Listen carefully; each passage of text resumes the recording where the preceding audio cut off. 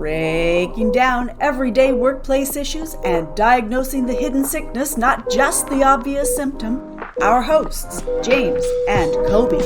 Did we lose a patient? No, that's just my lunch. Hey, thanks for joining us. I'm Kobe, he's James. So let's get started with a question. How can we improve organizational change? This is a really big topic because there's so many things that we can talk about with organizational change, because unfortunately there's a ton of things that we do wrong when it comes to effectively managing change. But what I want to focus on is really the difference between process and people, because so many of the strategies that are currently used are focused on process change, but it's the people who will be going through the change. It's if you want the quick answer to how do you improve organizational change, it's focus on the people, generate buy-in, understand that the process of change is messy and mistakes will happen. All right, you need to bring people along with you, not just tell them that stuff has changed once you have the paperwork in place.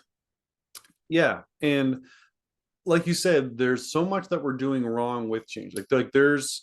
There are stats that kind of say, like, back in in the 90s, there was a study done, I think it was by John Kotter, that said only 30% of organizational change was successful.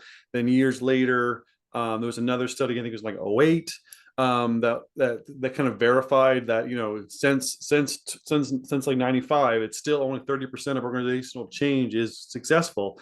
And then up until like 2021, we saw a big improvement in our success rate, which went up to 34% of organizational change. Woohoo! So, yeah, huge. So, but this is the kind of the story, is that organizational change happens all the time. Even before COVID, right? Since COVID, it's brought one or two changes to the way businesses operate. Yeah. Yeah, but even before in 2019, change was so common: digital adoption, new leadership, mergers and acquisitions.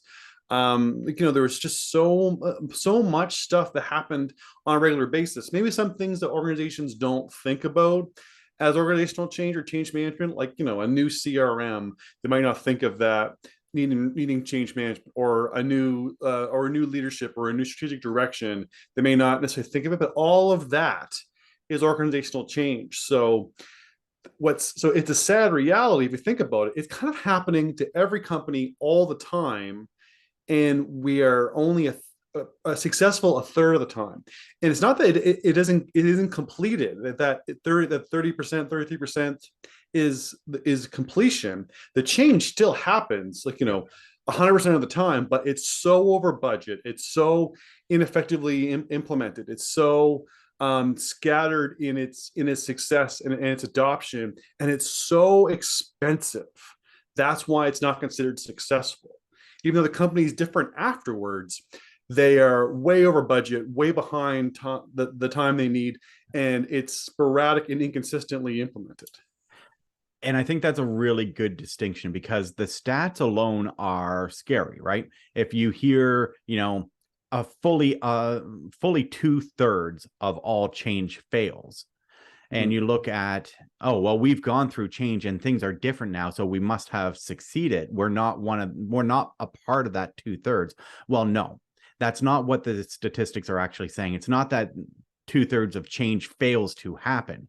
It's that 2/3 of it is over budget. Yeah. It's that your timelines are shot.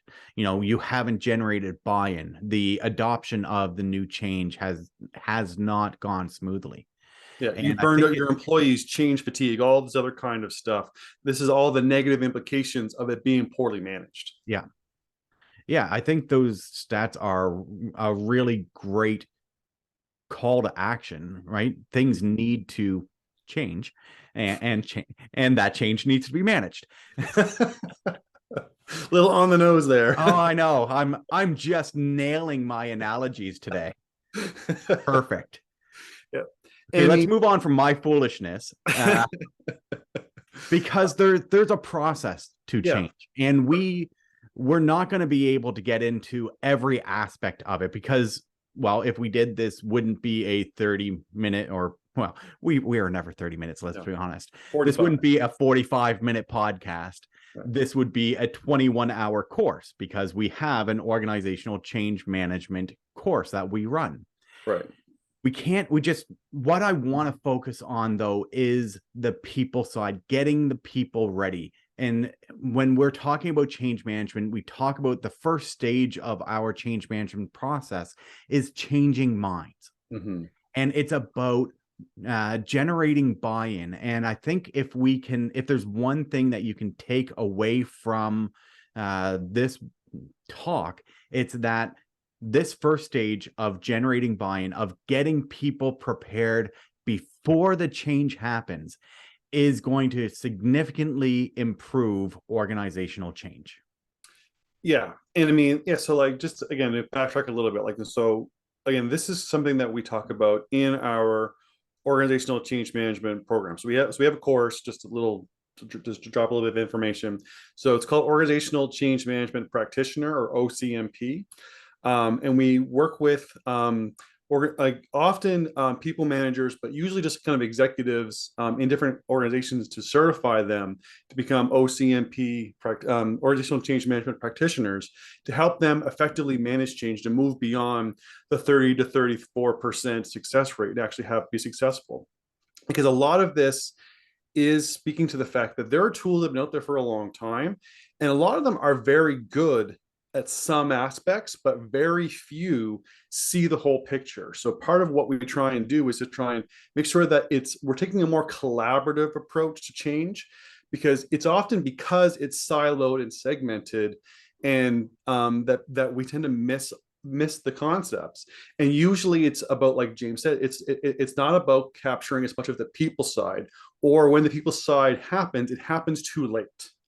So part of the way that we break down organizational change in our OCMP course is the 4 stages that we kind of talk about is changing minds, changing thinking, changing actions, and changing the measurements of success.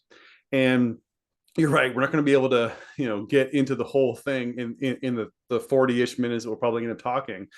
But that first part of changing minds is where the biggest improvement needs to happen, because you're right, that has to happen before anything changes, and it needs to kind of be where the process really starts, but before anything happens that people have to adapt to.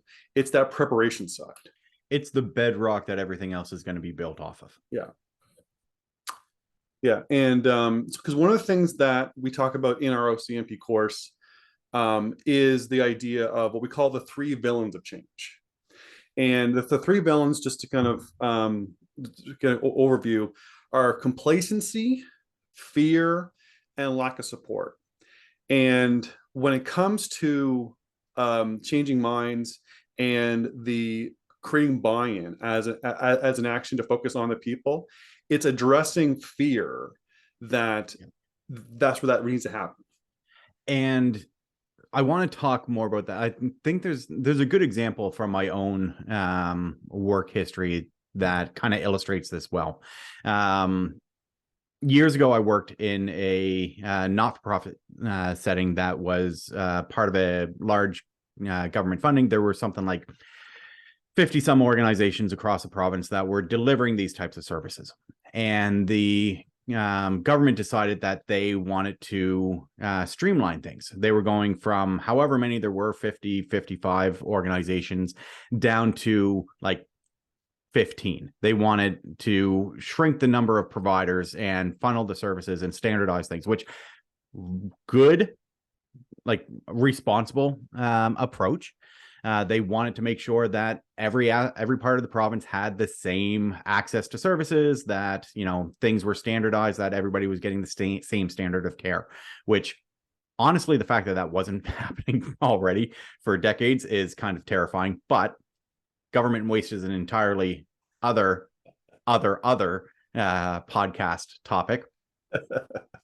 But the transition, the way that it was handled, although the goals were good and the ultimate outcome was a good outcome that they were trying to achieve. The process that they employed was terrible from a people perspective.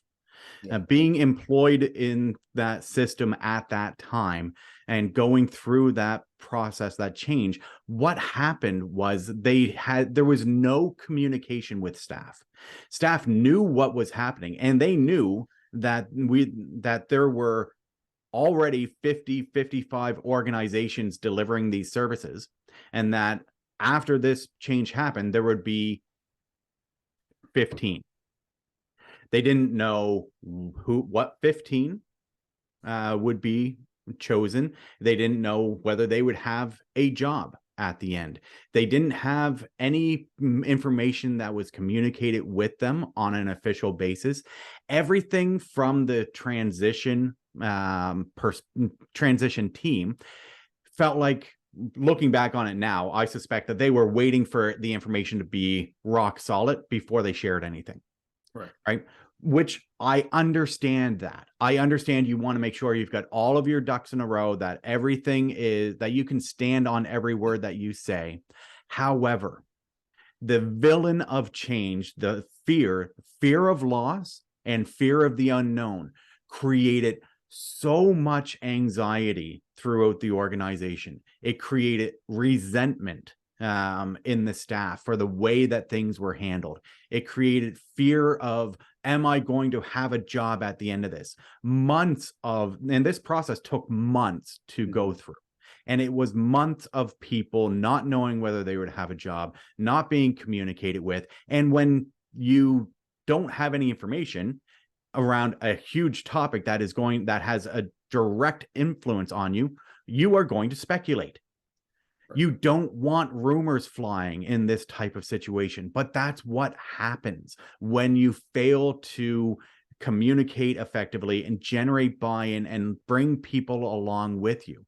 What ended up happening as a result of this is that in the organization that I worked in alone, there were at least half a dozen long-term, long-serving staff who quit. Who, when this process was going through and when the communication and the way that was handled was so bad, people started looking for work. They weren't going to wait around for another 6 months to find out, oh, sorry, you don't have a job anymore, right? The organizations lost a lot of talent not because of the change, but because of how poorly the change was communicated and how poorly the people were prepared to go through the change. Yeah, and when it comes to these types of big, like, again, change is so prevalent that the anxiety that comes from not having the buy-in and not having the communication and the transparency is one of those things that is so hard on mental health and is such a high cause of burnout.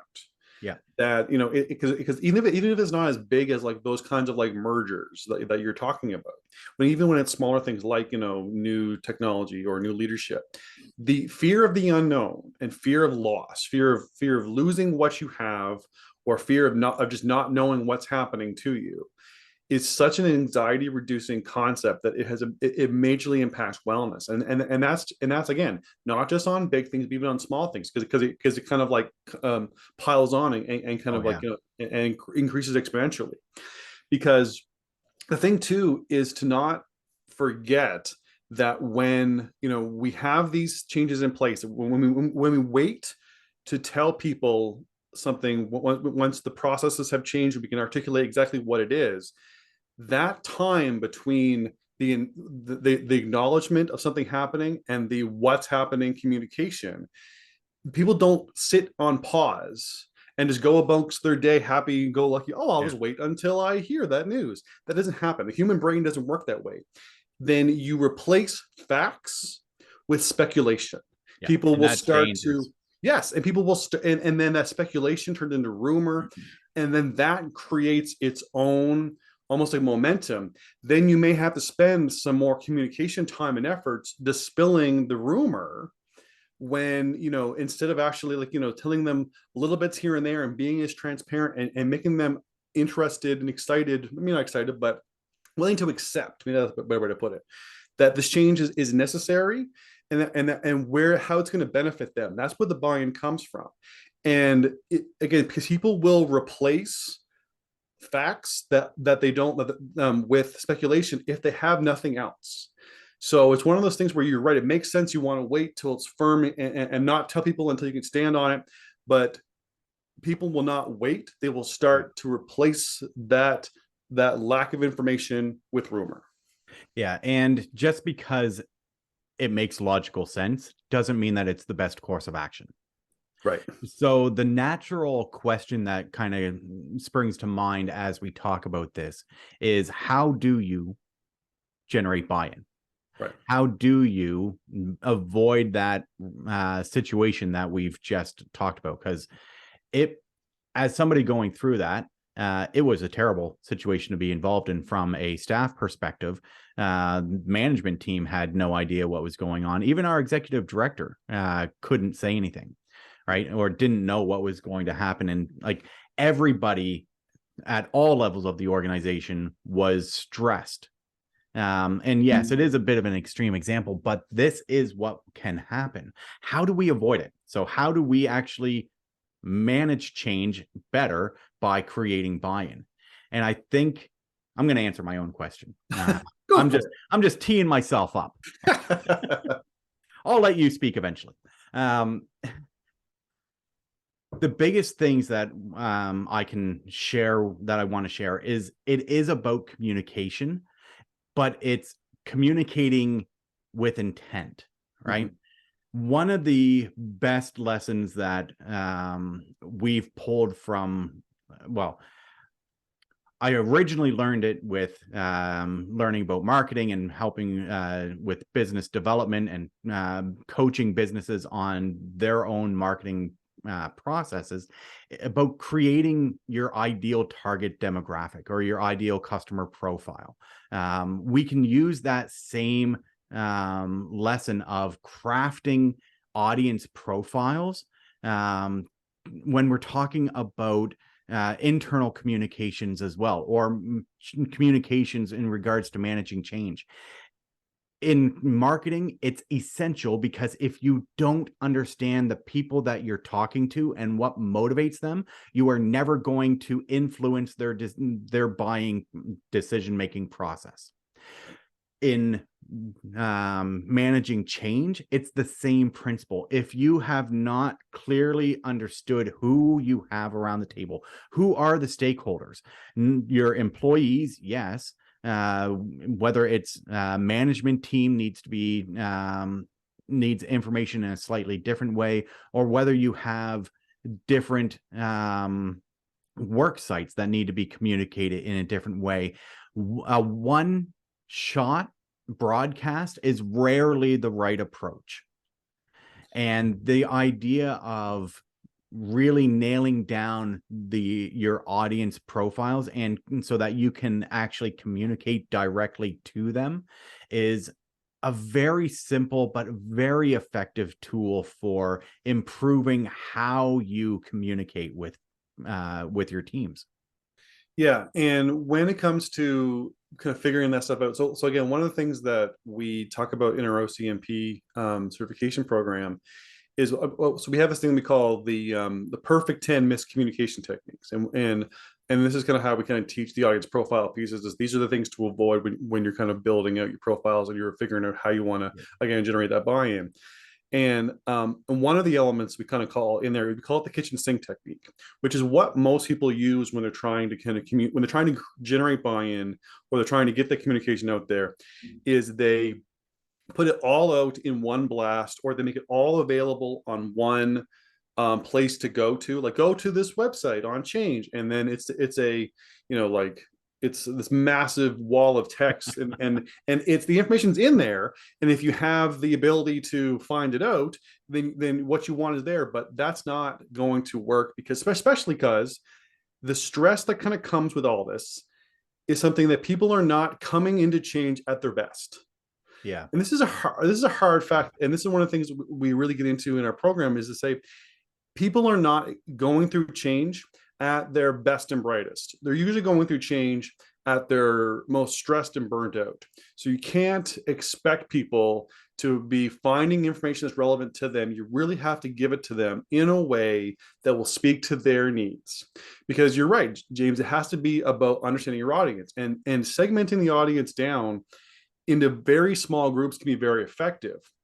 How small is depending on the change and the groups and everything like that. But like, what you tell your evening shift might need to be different than what you tell your morning shift. What you tell your new employees, your under 2 years employees, may be different than what you need to tell the longer term employees. Not that the information has to be different, but how it affects them, how it's good for them, how it's going to address their concerns, and how you're going to try and remove fear of the unknown and fear of loss. That is going to be different. Priorities are going to require different ways of communicating. And maybe it's not, maybe it's the same content in different formats. Maybe it's using SMS messaging to some populations. Maybe it's making it available on websites. But like, when it comes to workplaces that have non-desk work, email blasts don't do a thing if 70% of your workforce doesn't have a desk or a computer. Right? They're on the floor, they're on the work sites. An email is not going to mean much to them. So part of it too is you have to generate buy-in through the methods that will speak to the different audiences in both the content and topic, as well as the medium that will actually allow them to fully process it and be able to kind of get on board while they're at their most stressed and burned out. Yeah, and I just want to touch on the kitchen sink technique again, because we've also seen this play out, right? We've seen this. This is the exact approach that municipalities that we were working with took. We were working with municipalities during a transition period where they were where two municipalities were being amalgamated. Now they avoided the word amalgamation, but that's what was happening. Calling it something else and having the exact same process and outcomes doesn't actually do anything, people. Okay. Right. Off my soapbox and back onto my topic. Okay. The biggest challenge that we saw with them was the same thing. They spent all of their time, energy, and effort making sure that the processes were ready to change, that the administrative pieces were ready to change, that the buildings were ready to change. There was a ton of work that was done, but the only thing they did for the people was go to this site and here's all of the information, figure it out yourself. Yeah. Go to the webpage, go to ourchange.com and it's in there somewhere. Just go find it and you'll be completely satisfied. Yeah. But the information that a staff member is looking for is very different than the information that a constituent is looking for, and is very different than the information that a business owner might be looking for, of how is this going to affect me? Right. And if people can't easily find that information, they're going to assume either you don't know or you're hiding it from me. Right? Neither one of those options are good. Right. Neither one of them will lead to a good outcome. Yeah, and what they often do is they pour jet fuel on fear of loss and fear of the unknown, and that is just the reality of it. That it's that again, speaking to your audience is such a valuable skill. Like, I mean, and it's something that, and part of it comes from, again, we talked about in a previous episode, we talked about the most overlooked management skill, which is managing expectations. Yeah. This kind of goes hand in hand with that, right? The ability to manage expectations often comes down to speaking to your audience, letting them know, again, what is happening, what is realistic, how transparent you can be, and being accountable for what is happening.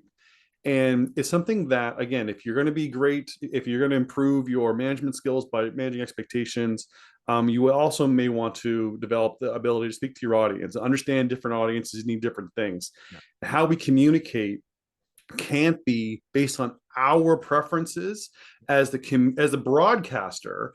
We have to communicate to the preferences of our audience.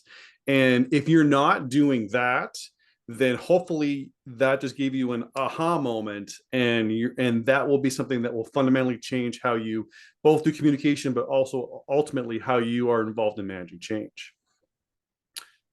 And the other thing too is that we saw the audience profile piece with the mistake of not thinking about different audiences. We saw this with a client a little ways back too, didn't we? Yes. Yeah, I'd forgotten about them. We worked with the CEO of a community organization, and several of the challenges that the organization was facing was, one, the right off the bat, the CEO needed more administrative support. Just hands down, the guy was run ragged. But one of the big responsibilities on the CEO was stakeholder engagement. And because of the weird nature of the organization, they had a board of directors that they were responsible to. They had community partners who they would partner with on delivering initiatives. They had community funders who actually contributed to the funding model of the organization. They had community stakeholders, which they like businesses that they would deliver services to, and they had an internal team that needed to be kept up to date as well. That's a lot of different people to try to keep informed while you are doing the job of keeping an organization running, managing your team, managing the initiatives, and delivering value to your community. And the big challenge with that this person was experiencing was largely due to necessity, that they would create one general update and they'd give the same presentation to the board, and they'd inform their staff with the same presentation. They'd inform the community stakeholders, the community partners, the community funders, using the same method, because honestly, at this point, that's all they could do, right? Without that additional administrative support, it would have been half of this person's job just crafting their monthly updates. Right. But being able to get that extra support for them and being able to work with them to actually craft an audience profile. And when we're talking about speaking to your audience, we're not just talking about the actual act of speaking. We mean you need to understand your audience profile. You need to know what actually motivates them, what information is most relevant to them, because the information, like in this situation, the information that one of the businesses that would receive services from this organization wants is going to be different than the information that one of the community stakeholders wants, right? The outcomes that they care about are different. Not all of the information is going to be relevant to all of the people. So rather than making somebody sit through or endure information that they just don't care about and they filter it out anyways, be targeted with the information that you're providing. Why are you providing this information to this group of people, and helping this person to actually craft those audience profiles went a long ways to being able to craft the narratives differently, right? So instead of one kitchen sink approach, general, here's all of the information that anybody might ever want, it was, here's the information that I have to give to this group. I know this group is going to want something slightly different, so let's modify it a bit. And they were able to do that once they had the profiles and the extra administrative support to actually pull that off. Yeah. Yeah. And I mean, so this is, again, this is really helpful, just general advice for professionals and for businesses to kind of help generate buy-in for whatever. but it's a fundamental component to effectively managing change. Because going back to your point at the beginning, it's about focusing on the people. Because one thing that we do badly, or we don't do well enough to move beyond the 30% or 34% success rate, is we focus too much on the process side of it, and the people side is becoming a bit of an afterthought. What we've talked about up till now is to not make the people an afterthought, is to make them almost like the initial thought. But I think we should almost take a bit of a step back and focus more on the relationship between the process change and the people change. Because I think that if you can make it clear their interconnectedness and their role and value, it might make it easier for the efforts being put into buying to be a little bit more clear. So like, because one of the things that we saw, like, because again, we hear about this a lot in our OCMP training, but we also see it with some of the clients we work with that are going through like mergers and amalgamations and acquisitions and all that kind of stuff, is that when the change happens, it is the process side that gets the most focus on, because a lot of the components of change happens by process focused positions.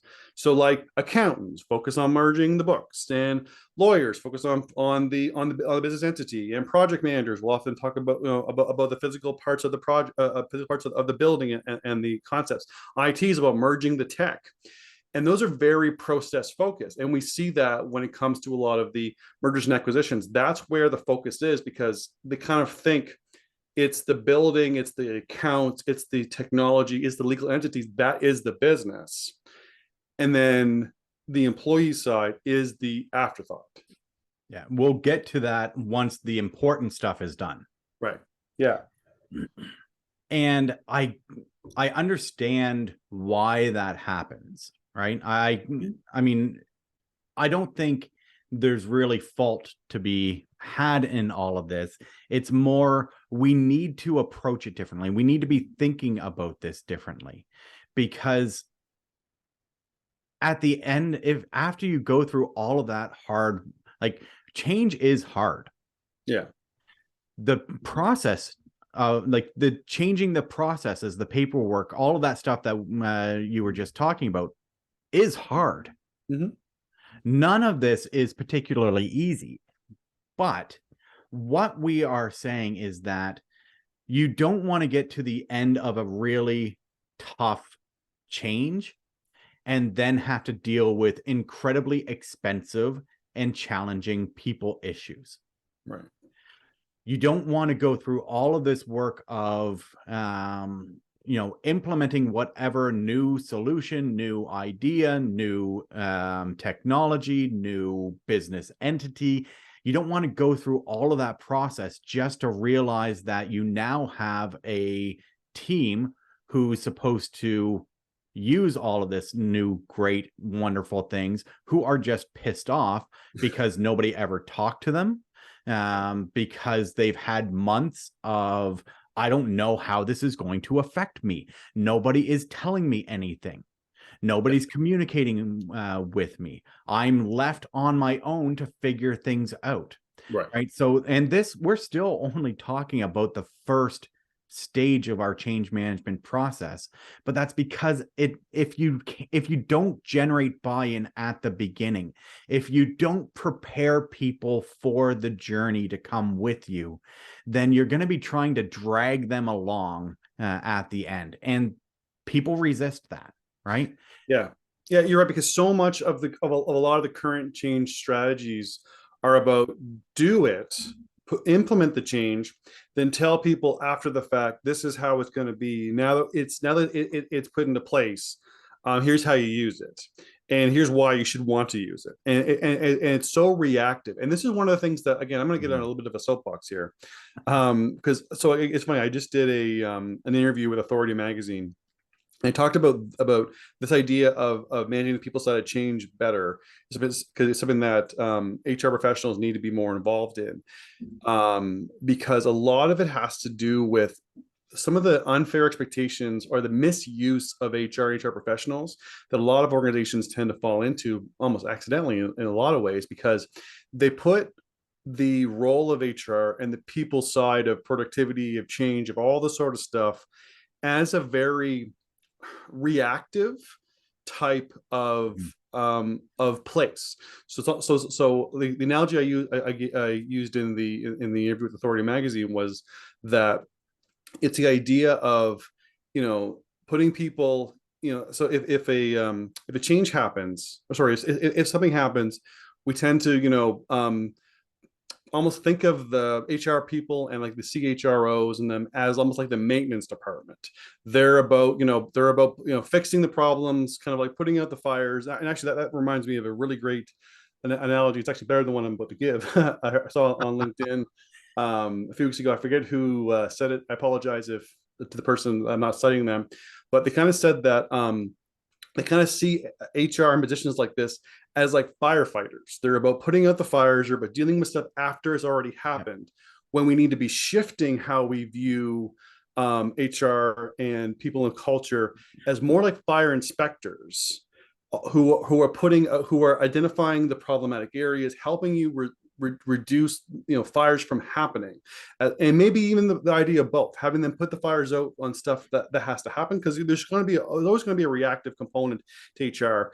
But when HR is pigeonholed into only being reactive and not being proactive in helping address the things like a fire inspector, identifying the areas of weaknesses and putting things in place, creating buy-in before change happens, all this sort of stuff, then it really does set ourselves up to fail, or we've decided to accept the cost of the problematic issues that come as only being reactive. Because reactive piece with HR is what leads to higher burnout. When you're always having to put out fires, it's when you see problems coming and you can't do anything about them, you have to just deal with the mess afterwards. And you're just the maintenance department cleaning things up after the mess has already been caused. You saw the mess coming.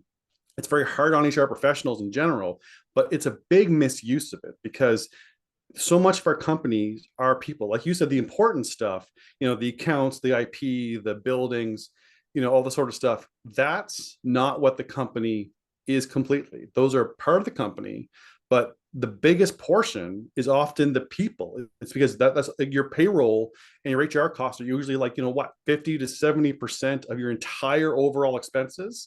So, you have to consider the fact that the people side of it needs to be treated with a more proactive, fire inspector type of view, rather than just being resorted to putting out fires.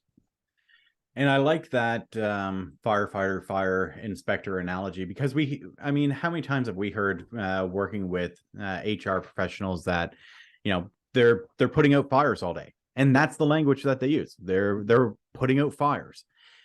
And we see this most often in organizations that prioritize, can't even call it prioritize. They look at HR as keeping me from getting sued, right? What's the bare minimum that I can do to maintain my legal compliance, or whether that's, your health and safety legislation or your employment standards legislation. HR's job is to get that stuff sorted so that the company's not in danger of getting sued. And when problems come up, HR deals with it because I don't want to be bothered. Right. That is the mentality that we see in, unfortunately, a large number of organizations. And that is not a healthy approach to treating your staff, to your HR professionals who are responsible for all of these things. So I like that firefighter, fire inspector analogy. I'll have to steal that and claim credit for it at some point.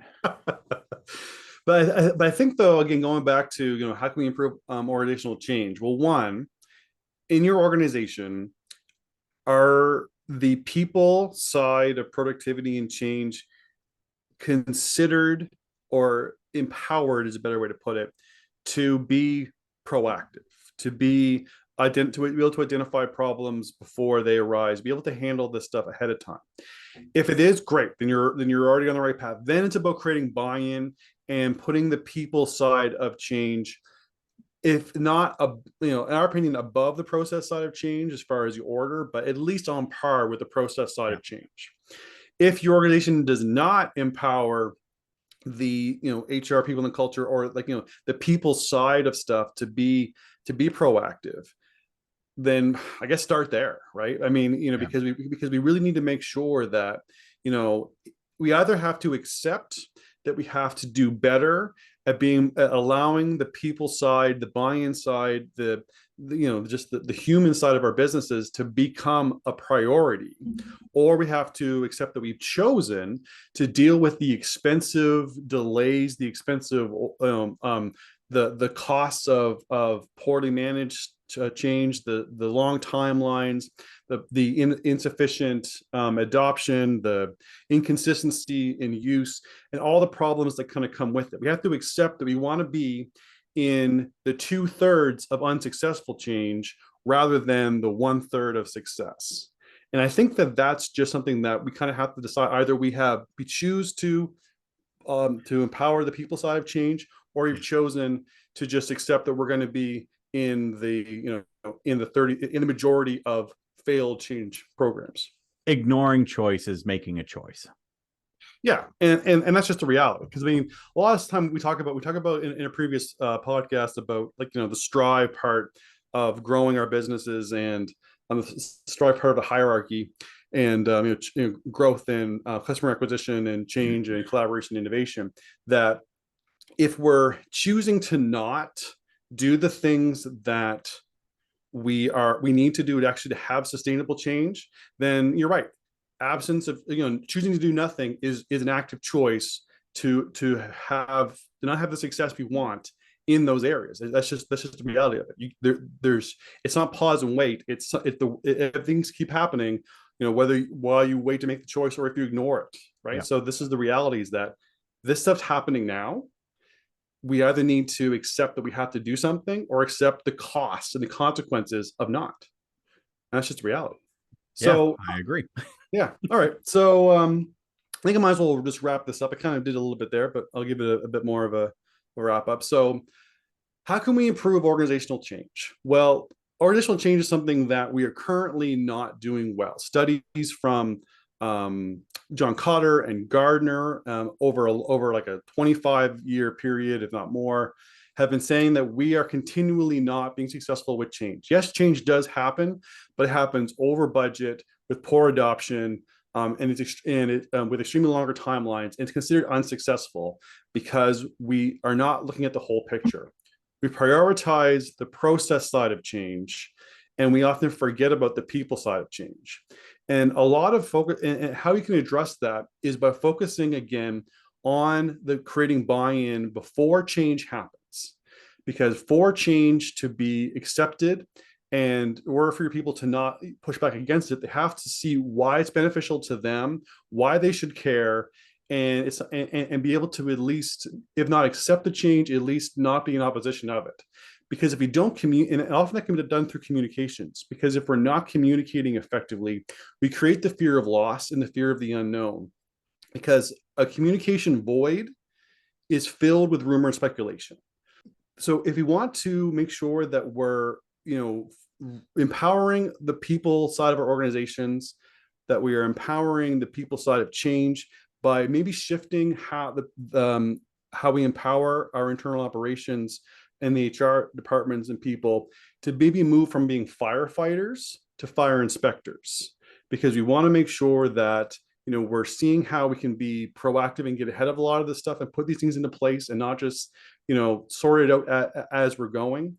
And a lot of that can be done by speaking to our audience and understanding and speaking to the people and the audiences that will actually have that meaningful engagement and components, because you really want to make sure that this stuff is expensive and this stuff's important, and change happens to companies all the time. So why not be good at it?